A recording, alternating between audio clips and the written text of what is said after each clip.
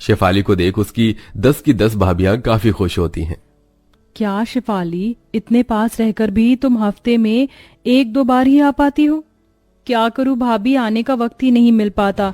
वैसे मुझे थोड़ा सा आटा चाहिए था, उनके लिए रोटी बनानी है। 2 तारीख को जैसे ही इनकी सैलरी आ जाएगी तो मैं आपको आटा वापस कर दूंगी। खबरदार, जो कभी दोबारा ऐसे वापस करने वाली बात कही तो। हमसे पहले ये घर तेरा है, तुझे जो चाहिए तो हमसे बिना पूछे ले सकती है। अरे बस आंचल, अब बेचारी पर क्या गुस्सा ही करती रहोगी। वैसे शेफाली, आज हमें तुम्हारा मनपसंद मटर पुलाव बनाया है, पहले आकर तुम मटर पुलाव खा लो। मटर पुलाव का नाम सुनकर शेफाली काफी ज्यादा खुश हो जाती है। शेफाली अब अपनी 10 भाभियों के साथ बैठकर हंसी मजाक करते हुए मटर पुलाव खाने लगती है। तभी 10 भाभियों की सास और शेफाली की मां माधवी आती है। अपनी बेटी को यूं मटर पुलाव खाता देख माधवी उससे गुस्से से कहती है, जब देखो मुफ्त का खाने के लिए आ जाते हैं। अरे थोड़ी तो शर्म कर ले, अब ये तेरा घर नहीं तेरा मायका बन चुका है। पास में शादी करने का मतलब ये नहीं कि आए दिन यहाँ पर मुफ्त की रोटियां तोड़ने आ जाए। अरे माँ जी, आप शेफाली से किस तरह बात कर रही हैं? वो आपकी बेटी है और उसका इस घर पर पूरा हक है। जिसके पैदा होते ही मेरा सुहाग उजड़ गया हो, वो कभी मेरी बेटी नहीं हो सकती। आखिरकार इसने मुझे दिया ही क्या है? यहाँ तक कि इसकी शादी को पूरे 6 साल हो चुके हैं, लेकिन अभी तक ये माँ तक नहीं बन पाई। ना जाने कैसी मनहूस बांझ बेटी को मैंने जन्म दिया है। अपनी माँ के मुंह से बांझ शब्द सुनकर शेफाली रोते हुए वापस अपने ससुराल आ जाती है। तूने तो मेरी सारी बहुओं को अपनी सेवा में लगा दिया। दुनिया की तू ही एक पहली औरत नहीं जो माँ बनने वाली है। माँ जी, आपको तो ये सब देखकर खुश होना चाहिए, लेकिन आप है कि अच्छा, अब तुम मुझे सिखाओगे कि मुझे क्या देखकर खुश होना चाहिए और क्या नहीं? चुपचाप से जाकर सभी अपने काम करो, वरना किसी की भी खैर नहीं। माधवी अपनी 10 बहू को हमेशा शेफाली का ख्याल रखने से रोकती थी, लेकिन शेफाली की भाभियां कहां अपनी सास की बात मानने वाली थी। शेफाली, तुम यहाँ हो, ये देखो हमने तुम्हारे लिए देसी घी के लड्डू बनाए हैं, जल्दी से मुंह खोलो।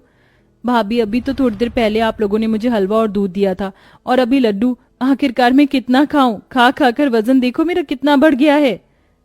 अगर खाओगी नहीं तो आने वाला बच्चा तंदुरुस्त कैसे पैदा होगा? चुपचाप से खा लो। इतना कहकर शेफाली की भाभियां उसे अपने हाथों से लड्डू खिलाने लगती हैं। ऐसे ही समय गुजरता है और अब शेफाली का 7वां महीना लग जाता है, जिसके चलते शेफाली की सास उसकी माँ से मिलने के लिए आती है। शेफाली का 7वां महीना लग चुका है, तो क्या सोचा है आपने उसकी गोद भराई की रस्म के बारे में? मेरा तो बिल्कुल भी मन नहीं है उसकी गोद भराई करने का। अगर आपको करना है तो आप उसे आराम से ले जाओ और ये सब अपने घर में करना। ना बाबा, यहाँ हम तीनों वक्त का खाना खा ले, वही बड़ी बात है। गोद भराई की रस्म तो हमसे होने से रही। अपनी माँ और सास की बातें सुनकर बेचारी शेफाली काफी ज्यादा उदास हो जाती है, लेकिन जैसे ही ये बात शेफाली की भाभियों को पता चलती है तो वो अब सब खुद से शेफाली की गोद भराई की रस्म की सारी तैयारियां करती हैं और उसे सरप्राइज देती हैं। भाभी, आप लोगों ने मेरे हाथों से मेरे लिए गोद भराई की रस्म की तैयारी करी है। भाभी, आप लोग मेरा कितना ख्याल रखती हैं। अगर आप ना होती तो मेरा क्या होता? ऐसी खुशी के मौके पर भी कोई रोता है क्या? हम तो तुम्हारे लिए गोद भराई की रस्म में पहनने के लिए नई साड़ी भी लेकर आए हैं। शेफाली की सारी भाभियां मिलकर उसे अपने हाथों से तैयार करती हैं और नाच गानों के साथ अच्छे से उसकी गोद भराई की रस्म करती हैं। शेफाली का 9वां महीना लग जाता है और आज रात अचानक शेफाली को लेबर पेन शुरू हो जाता है, जिसे देख शेफाली की सभी भाभियां उसे जल्दी से अस्पताल लेकर जाती हैं। वहीं पीछे से शेफाली की माँ और उसकी सास पति भी अस्पताल आ जाते हैं। शेफाली की नॉर्मल डिलीवरी होती है और वो एक सुंदर से बेटे को जन्म देती है। बेटे की बात को सुनकर शेफाली की सास और माँ भागती हुई शेफाली के पास आती है। अरे वाह, मेरा पोता कितना प्यारा लग रहा है। ला शेफाली, बच्चे को हमें दे, इस पर सबसे पहले हक मेरा है। क्या कहा आपने? इस बच्चे पर हक आपका है? कैसा हक है आपका इस बच्चे पर? इस 9 महीने में आप लोगों ने एक बार भी मुझसे पूछा कि मैं कैसी हूँ? क्या मुझे किसी चीज की जरूरत है? मुझे कोई तकलीफ तो नहीं? यहाँ तक कि आप लोगों से मुझे एक बार देखा तक नहीं गया। लेकिन मेरी सभी भाभियों ने एक माँ की तरह मेरी सेवा करी, मेरा ख्याल रखा। इस बच्चे पर हक आप लोगों का नहीं बल्कि मेरी भाभियों का है। ये लीजिए भाभी। इतना कहकर शेफाली अपने बच्चे को अपनी भाभियों की गोद में देती है, जिसे देख सरिता और माधवी को काफी दुख होता है। बहू, हमें माफ कर दे, हमने तेरे साथ सही नहीं किया। जो चीज मुझे करनी चाहिए वो सब तेरी भाभियों ने की। आप तो फिर भी सास, लेकिन मैंने तो इसे अपनी कोख से जन्म दिया है। बेटी, अपनी माँ को माफ कर दे। अपनी सास और माँ को उनकी गलती का एहसास होता देख शेफाली उन्हें माफ कर देती है, जिसके बाद अब वो सभी लोग मिलकर शेफाली के बच्चों को खिलाते हैं। दोस्तों, आपको आपके घर में कौन सबसे ज्यादा प्यार करता है? उनका नाम कमेंट करके जरूर बताइएगा।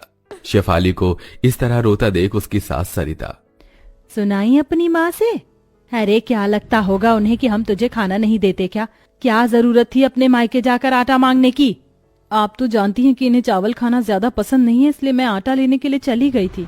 बार बार अपने मायके जाती है, इससे अच्छा कि किसी कुएं में कूदकर मर जा। आज तक दादी बनने का सुख और अपने पति को बाप बनने का सुख न दे सकी तो तू जी कर करेगी क्या? मायके में माँ और ससुराल में सास के ताने सुनकर शेफाली घर के बाहर आंगन में बैठकर रोने लगती है। आखिरकार मेरा कसूर क्या है कि मैं एक लड़की हूँ और शादी के इतने वक्त बाद भी मैं माँ नहीं बन पाई। भगवान क्यों तूने मेरी किस्मत में ऐसी जिंदगी लिखी? इससे अच्छा तो तू मुझे इस धरती पर ही ना भेजता। शादी के इतने समय के बाद भी माँ न शेफाली जैसे ही अपने मायके आती है तो उसकी 10 भाभियां बड़े प्यार से उसका स्वागत करती हैं। शेफाली, हमने कहा था ना कि सच्चे दिल से प्रार्थना करने पर देवी माँ जरूर सुनेंगी। देखा, आखिरकार उन्होंने तुम्हारी कोख भर ही दी। अब तुम्हें किसी भी काम को हाथ लगाने की कोई जरूरत नहीं है। तुम्हें जो चाहिए होगा वो तुम हमसे बोलोगी। अब तुम्हें बस आराम करना है।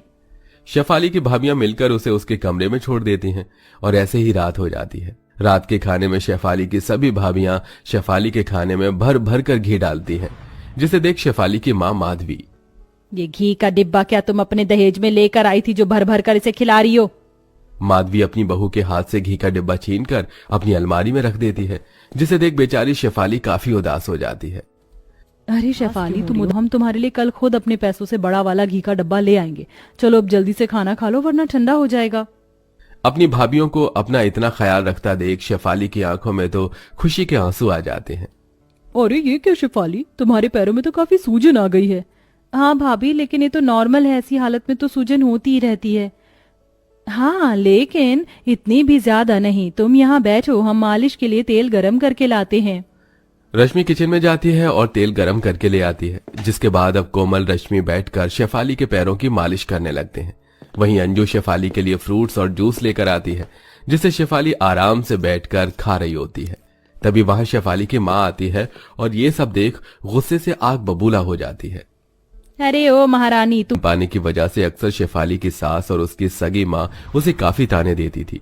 शेफाली की माँ तो उसे शुरू से ही पसंद नहीं करती थी, इसलिए वो शेफाली की शादी भी गरीब परिवार में करती है। लेकिन वहीं शेफाली की 10 भाभियां उस पर जान छिड़कती थी। शेफाली, मैंने सुना है कि वो जो लाल पहाड़ी के पीछे देवी माता का मंदिर है ना, वहां जाकर सच्चे दिल से देवी माँ की पूजा करने से हमारी सारी मनोकामनाएं पूरी हो जाती हैं। अगर तुम वहां जाकर अपने बच्चे के लिए प्रार्थना करोगी तो वो जरूर साल भर में तुम्हारी गोद भर देंगी। भाभी, आपका बहुत बहुत शुक्रिया। आप लोग मेरा कितना ख्याल रखती हैं। मैं जरूर मंदिर में जाऊंगी। अब वो मंदिर ही मेरी आखिरी आस है। शेफाली नंगे पैर कई घंटे का सफर तय कर उस मंदिर में पहुंच जाती है और वहां जाकर देवी माता से अपनी कोख भरने की प्रार्थना करती है। शायद इस बार शेफाली की ये मनोकामना देवी मां सुन लेती हैं। शेफाली हर रोज की तरह घर में काम कर रही थी कि तभी शेफाली अचानक बेहोश हो जाती है। डॉक्टर चेकअप करने पर शेफाली के ससुराल वालों को बताते हैं कि शेफाली गर्भवती है। मैं तुम्हें बता नहीं सकता कि आज मैं कितना ज्यादा खुश हूँ। अब देखना, जब तक हमारा बच्चा नहीं हो जाता मैं तुम्हारा कितना ख्याल रखूंगा। तुम्हें जिस जिस चीज की जरूरत होगी मैं तुम्हें सब कुछ ला कर दूंगा।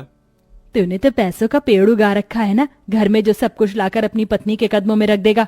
बहू, अब जब तक तेरी डिलीवरी नहीं हो जाती तू अपने मायके में ही रहेगी। वैसे भी हमारा रिवाज है कि बहू का पहला बच्चा उसके मायके में ही होता है। अपनी सास की बात सुन शेफाली को दुख तो होता है, लेकिन इतने समय तक उसे अपने 10 भाभियों के साथ रहने को मिलेगा, उसकी उसे काफी ज्यादा खुशी भी होती है।